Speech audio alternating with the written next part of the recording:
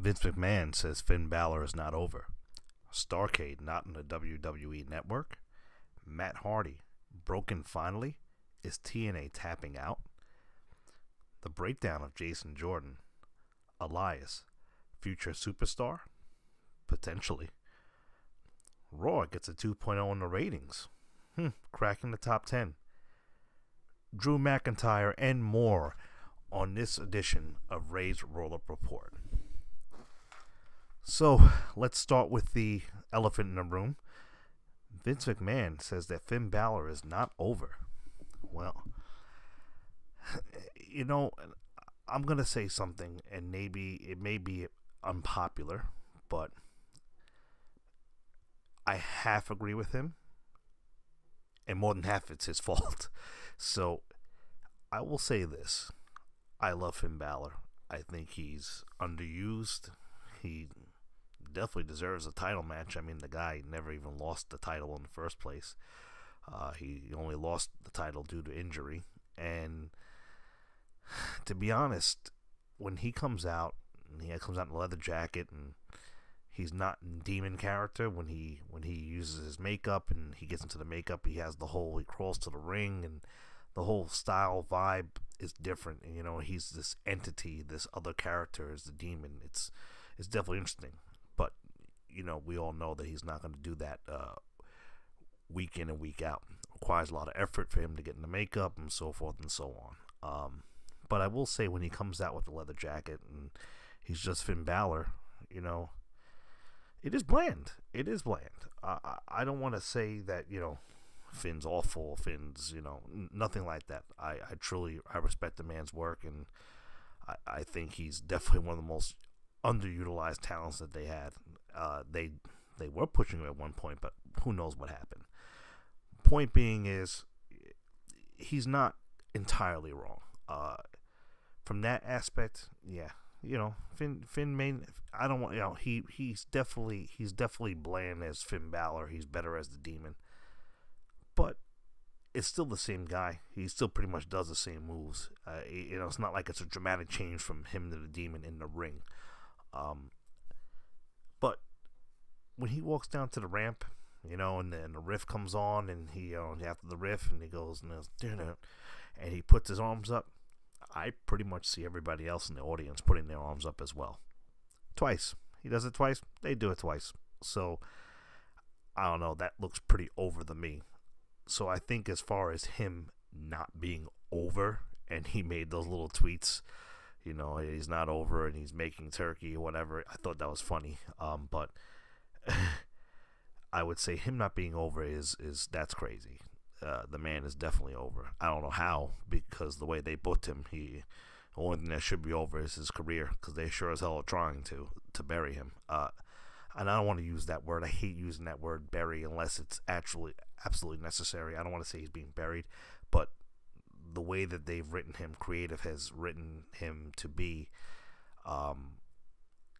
they showed him very little respect, you know, as a top guy. I mean, this guy should be one of your top guys, and the way that they portray him, I mean, for instance, that match with him and Kane, was that really necessary? No. Why not? I mean, of all the guys that you have, I mean, throw Kurt Hawkins out there. I mean, he hasn't won a match in God knows 162 matches or something like that. Poor Kurt, and he's a good soldier. Just throw him out there, you know, or even Titus O'Neil. What does it matter? Titus loses every week anyway, and he looks stiff as hell. And I try not to knock. I really don't want to knock these guys, because I really enjoy all entertainment, and I actually like the primetime players. But Titus is, you know, I mean, he's expendable. Of course, you know, black guy, expendable. You know, but no, seriously, he's you know, and it would have been a better, at least, okay, size-wise, they almost looked the same. Whereas Finn Balor, it was unnecessary. And to have him go out there, it was almost like, oh my God, and you make him lose? I mean, it was just clean. I'm like, wow, it's just amazing. So, I mean, a lot of that is creative's fault and Vince's fault to blame, to say that he's not over. You know, not for nothing, you know, watching that, the podcast that Vince had with Stone Cold Steve Austin going back, and he was saying the same thing about Cesaro, another guy who I love, and you guys will, like I said, you'll get to know who I really love. Cesaro's another one who's, this guy is a workaholic beast in the ring. Just, he almost has it all. Maybe promo-wise, his mic skills are lacking a little bit, but a lot of people's are in that federation. So, but his in-ring work is unparalleled. This is a guy who they really, at some point, really need to push. There's a lot of guys they really need to push, but they have all this talent, and it just goes to waste. And that's why I feel like even Finn Balor has become like, you know, it's almost like another Dolph Ziggler. And I hate to say it, I love Dolph, but this guy's so low on the totem pole now. It's just like, you know, I see him doing the commercials with Cricket Wireless, and I know a lot of the guys go and do signings, and the girls do, but still, it's just, it's unbelievable to see how far he's fallen. And Finn Balor's right on that track. They need to, you know, put him in more premium matches, him, Samoa Joe. They have some of these guys that they could really utilize, and to watch him be treated like that. And I mean, Finn, I'll give Finn a lot of credit because he takes it in stride, man, but sooner than later, you got to do something. It's a travesty. You know, but let's move on to Starcade. And how about Starcade not being on the WWE Network?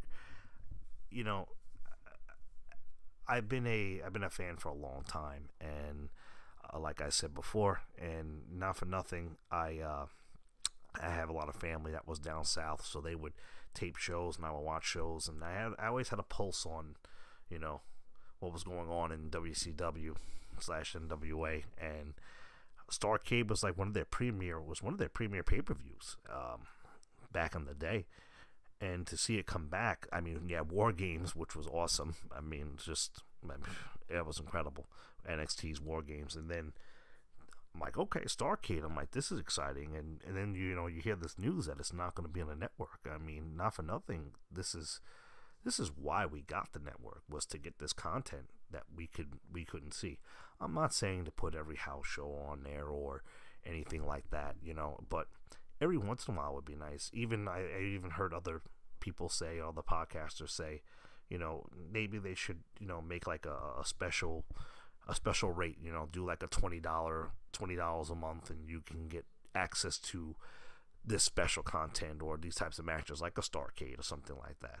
When people pay a few extra bucks, they will, as long as they're seeing good wrestling. And from what I understand, there was a lot of good wrestling.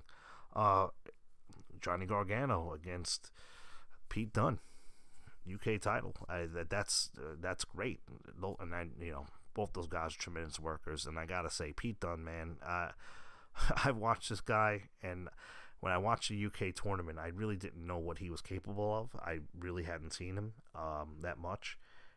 And the first match he had, I said, oh, holy crap. He reminded me of like I don't know if you can be a nastier Finley, but he just has that something. Him, Tyler Bate, and Andrews too. They all very talented. Johnny Gargano, awesome too as well. But like, you know, when they have Starcade or something like that, it's like, can you put this on the network, please, so we can watch this? You know, sometimes it's like, wow, you know, if you could put on that other crap, you could definitely put on Starcade and at least make that accessible to your fans that do pay for the network, and make that exclusive content available to us. However, you know, since Starcade wasn't aired, we can only go by what we hear. It's unfortunate that we couldn't watch it. I really wanted to see that, but maybe at some point they will air it. But as of right now, we have nothing. Thanks, WWE. Unbelievable. So, moving away from that, because that is disappointing. Matt Hardy, it seems that he may have finally hit his breaking point. LOL. It seems that PW Insider has released that Matt Hardy has published the broken gimmick for trademark for opposition on December 19th, giving a 30-day period for anyone to object. If no one does, the trademark will officially be in the hands of Matt Hardy and available for him to use within the WWE or independently. so that or independently of the company, which is delightful, very delightful. Yes, I love it. I hope he really can get a hold of that gimmick and something that he can, get the WWE needs that little shot in the arm, and so does Matt Hardy. Him and Jeff, I mean, what they were doing in TNA, TNA Impact Global Force, whatever you want to call it, Global Force Impact, the Global Force of TNA. They were cutting some. Honestly, some of that stuff was really like groundbreaking. I was hearing about it, and I said, "Oh, I'll check it out and see what it's about." But I watched it, and automatically, I instantly was hooked. I wasn't. Some people I know, it took them a couple times to watch it. I was just like, "Wow, what is he?" It was just so odd and weird, and I'm like, "Okay, I got to keep watching." And it was wonderful. So I definitely want to see, hopefully, that he can get a hold of the trademark. And I gotta tell you, TNA, really, we'll say TNA Impact, had an opportunity to really bring out some competition among the WWE, and it's actually sad that they weren't able to hold the ship. I mean, I have to commend them. They kept that thing running for a long time. The problem was Dixie Carter. Now, like I said before, I don't pretend to know these people or, be in the background or, fly on a wall. I only go by what I read and what I see and what is interviews or whatever podcasts that other people talk about and what they say and what they've heard. So, but from what I understand, Dixie was not very well. Actually, not even what I understand from what I saw. Dixie was not very good at running the wrestling business, and it really, like I said, it is a shame because they really could have gave WWE a run for their money. And I feel like since back in the day, since 2000, 2001, when they took over, when they purchased WCW, it definitely was the end of an era. And anyone who has not seen the Monday Night Wars, or did not get to experience it like I did, just it was on television every week. So, really go back to the WWE Network and watch it, because for those fans who have not watched it or who really want to see more about it, go check it out, because it was such an interesting time. You had, for people who don't know, you had Tony Schiavone, and WCW had them giving away finishes. Raw on Monday night was not always live, and it would be taped, and they would give away the finishes, and they would let you know what was going on. They would say, "Stay with the network, stay with our network. Don't go watch those guys." And they would say what would happen, and they would give the results, and it was like, okay, why would I watch? And then for a while, for a guy like myself who is a strong, I'm from Long Island, a strong WWF WWE guy, I was gunning for them. But after a while, I mean, I was watching Nitro. My friends were like, "Oh, did you watch Nitro?" I mean, I can remember points not even watching Raw. I can't believe I can say that, but I am. Well, today's Raw, you can kind of believe that, but back then it was like unthinkable. But their product was they were going through a lot of changes, and WCW just found ways to lure big talent and pay them tons of money. I mean, it's one of the reasons why they end up going broke. But point being is, they had competition, and every week it was like a game of one-upsmanship between both of the federations, and it was wonderful. It was fantastic. But with that being said, TNA really had an opportunity with, they had Bobby Roode, they had James Storm, they had Matt Hardy, Jeff Hardy, and Matt and Jeff were killing it over there. Bobby Roode, James Storm were doing great things. Eric Young, another guy who I really, really like and respect. They were Jay Lethal. They had Kurt Angle was there for a while. Jeff Jarrett. They had tons of talent. Sting. I mean, he was old. Hogan was old, but they had a good base, and it's sad they couldn't be competitive with the WWE. But with that being said, Matt Hardy had created that broken gimmick, and he just ran away with it, man. I really do hope that he gets that trademark, and it would definitely help the WWE, give him a shot in the arm. But just to say one more thing about that, I really do think that they would benefit from competition, but there's really no one else to challenge him at this point.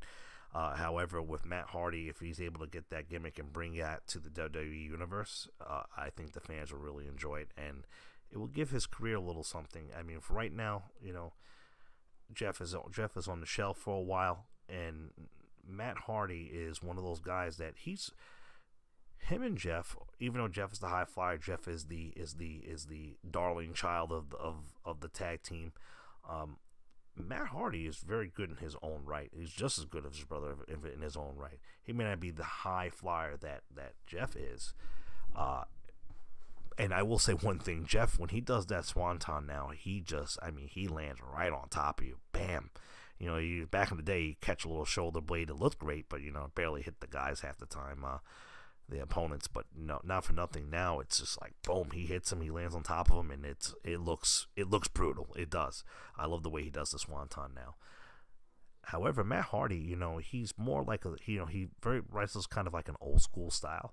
Like, I would love to see him and Randy Orton, have a match and have matches, because Randy Orton's another guy who wrestles that old school style. I know some people are like, oh, he's boring, and sometimes it's a little slow and methodical, but it's more of a storytelling pace. That's more of an old school style. And I think Matt Hardy is another type of guy that's like that. You'll see, he's a good storyteller in the ring along the likes of Randy Orton. So, Matt has become, he really has come into his own, and now with that character, if he has that character let loose, man, you could see some great content. I hope WWE will do the right thing. That's the only thing. With TNA, he was able to have that freedom to kind of do whatever he wanted to do with that character. I don't know how much of a leash they will put on him before they bring it back, and that's the only problem, is WWE's creative has really squandered a lot of the talent and a lot of what's going on, and that actually will lead into my next segment about Jason Jordan. This is a guy, he is a stud in the ring. His in-ring work, he's a wrestler. The guy looks phenomenal, he wrestles phenomenal, and it's amazing that people boo him. And I know why they're booing him. We all know why. It's because of the creative. And the only thing I will say, he's young. He's got a ways to go, because his mic skills they're rough. They're rougher than mine right now. I think I could do probably a better job, but I'm not in the ring. But Jason Jordan definitely needs to work on his acting ability, but his in-ring ability. This guy's a stud, man, and he's young. Another thing, and I thought it was funny that they were pairing him with Elias, because Elias is another one, man. This guy's brutal. I love him. I love the aggressiveness. I love his style. He's got great physique. And when I kept watching these two, I'm like, these are two guys that could be the future, that really could help bring them to the next level. Along with other talent, obviously, like a Sami Zayn, Kevin Owens, some of these other guys. But some of these guys are getting older. Even Finn Balor and Samoa Joe, they're not, Shinsuke Nakamura, they're not, these guys are not spring chickens. But I digress. Like I said before, you have to, WWE really needs to find ways to utilize this talent. And when you have guys like an Elias and Jason Jordan, they're probably looks like they're going to turn Jordan heel. I guess that's okay. I don't know. They really could have had a face, but they really need to learn how to start making baby faces again. Well, they do have one in Braun Strowman. We'll see how that works out. They'll probably turn him heel too, because that's all they know how to do. I hate to knock them, but it's just sometimes I'm like, why does everybody have to be a freaking heel? The anti-hero. It's almost like what Austin did all those years ago, and The Rock. It was like this phenomenon that everyone should be that way, and it's not. Doesn't have to be that way. But once again, like I said, I watch with Elias. I'm watching this guy, and I say, he kind of looks like Randy Savage. He has that same look in his eyes, that crazy, I don't know what I'm gonna do look. He does not wrestle like Randy, in any way, but in a way, he kind of has the same aggressiveness, that ruthlessness, that he'll just go, and he can disguise. This guy's a load, man. And he had a great match with Roman, and I know people, oh God, oh Roman, I got a boom. Although he has been turning some fans lately, so it's good for him. I like Roman. Guy gets a bad rap. He works hard. His matches are good, and he brings people to great matches. Every match, a lot of matches he has. I mean, yeah, I know he pulls the same moves. Yeah, so did Triple H for 10, 15 plus years. Don't give me a break. I don't want to hear all that because most wrestlers do. You know, come on, that's a poor excuse. However, like I said, this guy can do. He hit this elbow off the top rope at one point. It was just, I was like, and he was up there. I mean, even announcers, and Corbin Booker. Whoa, did you see Elias, man? He got up there. He dropped that elbow right on top of him. Oh, the commentary. That's a whole nother thing I'll have to talk about another day. But but he hit this crazy elbow, and I'm like, and him and Roman, they had a great match. Not a good match, a great match. For Raw, that was phenomenal. And Roman he seems to have good matches with a lot of people, and I know people hate him, but I'm like, yo, this guy's here. He's working. He's busting his ass. And I'm not trying to knock Brock, but I mean, AJ brought Brock to his best match in a long time, probably in years. Even with the Goldberg match, which was okay, it was good, but he actually had a match with AJ, and that's my point. Like Roman has matches. The guy's out there busting his butt, whether you like him or not. I mean, you gotta give him credit. But Elias, man, I'm like, wow, this guy can hang, man. He was within inches of giving the 1, 2, 3 to Roman. Maybe he should have rolled him up. The dreaded roll up. It always works. But like I said, Elias, future star, absolutely. I was gonna say, is Elias a future star? There's no doubt in my mind. Jordan as well. They got and Gable over in SmackDown. They have some. They got guys. Let's see them push them. It's just the storylines and the creative and how they're going to work them. If they had more of a style that was like NXT, it would pay off great dividends for them. But I don't know. We'll see how that all plays out. And not for nothing, Raw got a 2.0 in the ratings this week. I'm shocked. 2.0 for Raw, rounding out the top 10 in Nielsen ratings for cable syndication. I was shocked. It's about time for them. They needed something. I think they were like 8th place, but it's something that they definitely need to work on. But they're getting there. Another news. I also want to touch on a couple other things, everybody. So, real quick, just to give a quick little break. I want to say thank you for all those that are listening. Continue to support the show and let me know what I can do to improve, or if you have any questions, comments, anything you'd like me to talk about, please don't feel free to like, comment, subscribe, and or you can reach me on rza368@hotmail.com on my email address, and you can also reach me and message me on Twitter at Raymond_Laney, Laney, on Twitter. But just to get those plugs out of the way, I also wanted to touch on poor Drew McIntyre, man. This is a guy, think about Drew McIntyre, was with 3MB with Jinder Mahal, Jinder Mahal, the modern day Maharaja. And I can't believe I did that. That was pretty good, wasn't bad. And Heath Slater. And it's amazing. Now Jinder was a champion. That's another thing, to get off Drew real quick, I just want to say, Jinder, he looked great. He came back, obviously, he was doing some push-ups and looked like he was taking his vitamins, I don't want to say, oh, people are like, that's fucked up, don't say that. He definitely was on the program. However, if they just would have pushed him as the United States champion, man, that could, that's Vince for you, though. I mean, anyone who's been watching a long time knows that Vince loves to push that foreign heel. He's been doing it forever, from Iron Sheik on down. It was, it's funny. A lot of wrestling is always, it's the same medicine that they feed you. They just feed it to you in different ways, and it's just, it's always almost always basic. I mean, they have changed a lot now. They've gone more, especially with the promo styles and the in-ring work. These guys are definitely more aggressive than they were back in the day. Just a different style. But a guy like Jinder really would have benefited from being in the U.S. I mean, I almost want to say now, now in hindsight, even though he was probably one of the worst champions ever, because it was just horrible to watch, I gotta say, I think it really kind of helped him in the long run. It may help him in the long run.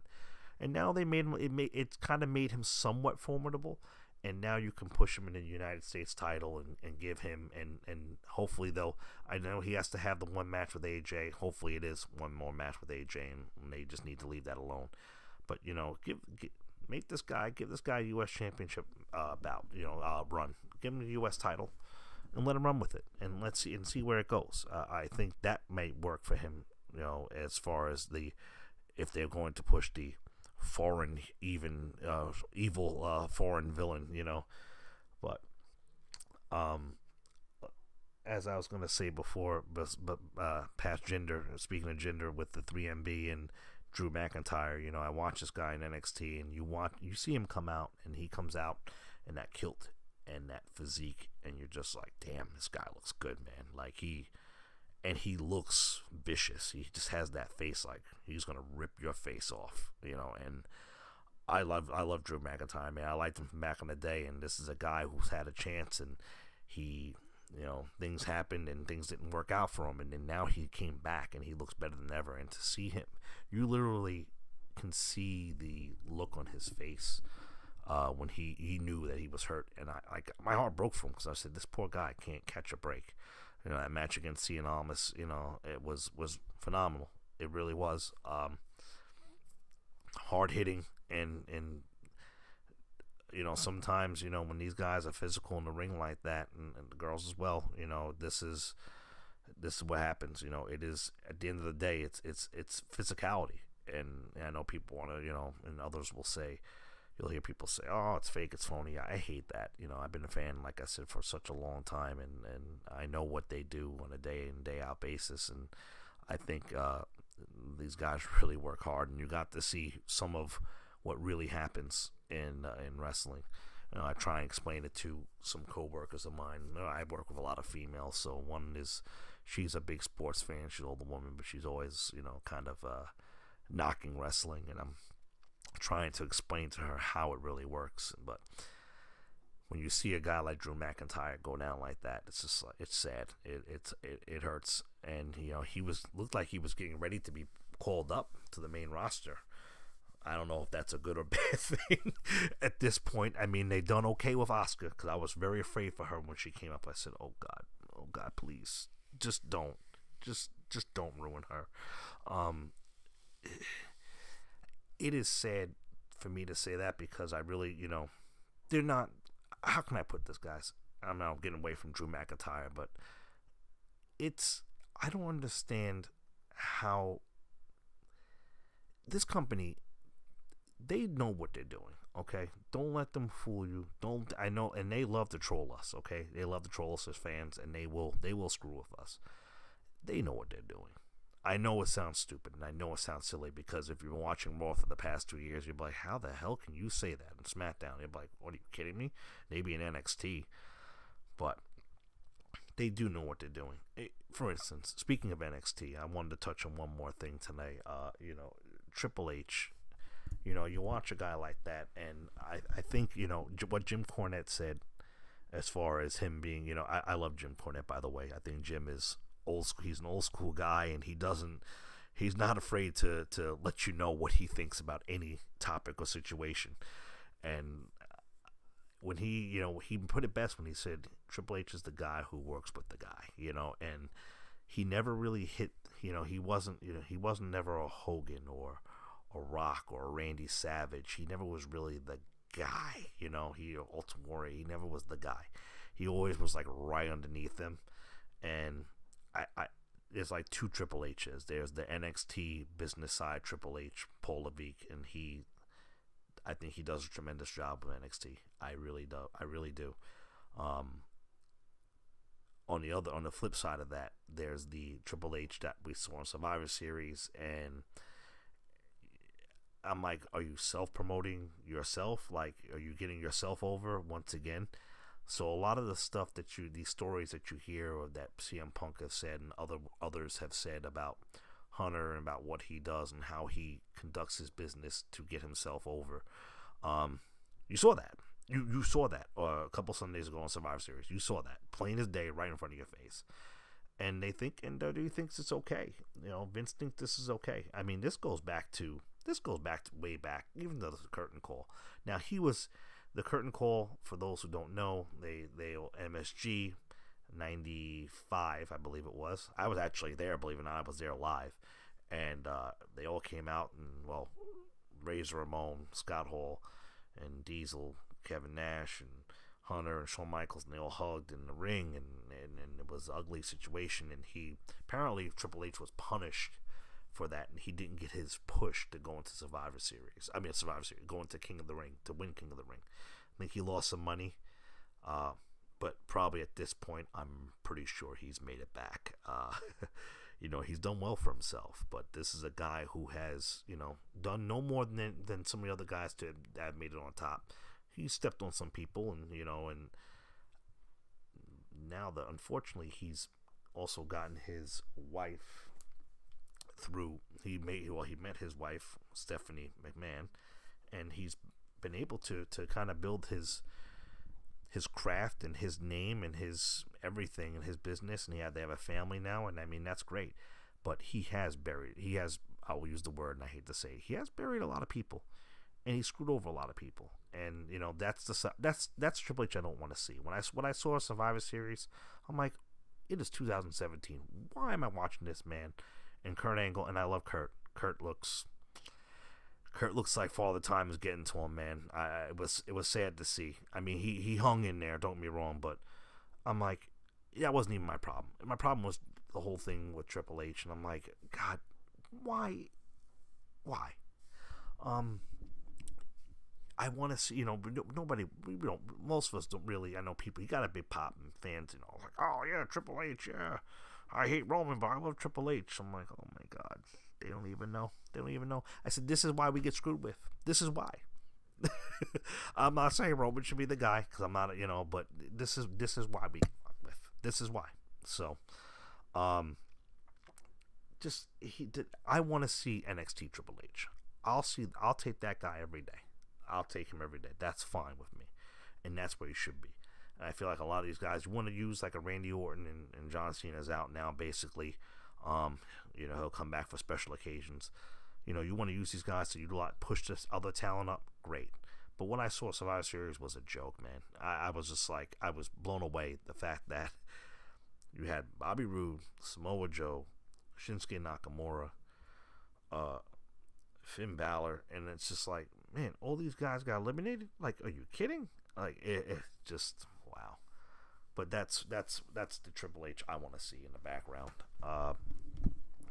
But just to let everybody know, I just want to thank everyone for listening to the podcast today.